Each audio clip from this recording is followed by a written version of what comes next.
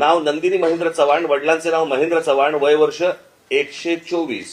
नाव महेंद्र कुमार श्रीनाथ चव्हाण, वडिलांचं नाव श्रीनाथ चव्हाण, वय 43. कोणी कोणाला काढले तेच कळत नाहीये. मतदारसंघ 160 कांदिवली पूर्व. नाव धनश्री कदम, वडिलांचे नाव दीपक कदम, वय वर्ष 23. आता वडिलांचे डिटेल्स. नाव दीपक रघुनाथ कदम, वडिलांचे नाव रघुनाथ कदम, वय 117. मतदारसंघ 161 चारकोप. नाव नंदिनी महेंद्र चव्हाण, वडिलांचे नाव महेंद्र चव्हाण, वय वर्ष 124. वय 124. आता वडिलांचे डिटेल्स. नाव महेंद्र कुमार श्रीनाथ चव्हाण, वडिलांचं नाव श्रीनाथ चव्हाण, वय 43. कोणी कोणाला काढले तेच कळत नाहीये. अरे विषय गंभीर आहे.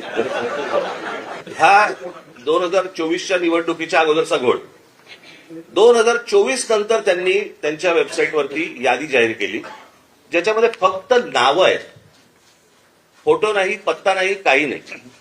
आणि आता आम्ही फक्त त्यांच्यासमोर एवढंच सांगितलं की या मतदार याद्या जोपर्यंत सुधारणा होत नाही, तुमची सुधारणा होत नाही, तोपर्यंत निवडणुका तुम्ही घेऊ नका. आमची भेट झाल्यानंतर त्यांनी एक नोटिफिकेशन काढलं आणि त्याच्यामध्ये आम्हाला राजकीय पक्षांना 8 दिवस दिले. म्हणजे हे 6-6, 8-8 महिने काम करणार आणि राजकीय पक्षांनी 8 दिवसामध्ये ह्यांना सगळ्या छाननी करून द्यायची. कसं शक्य आहे?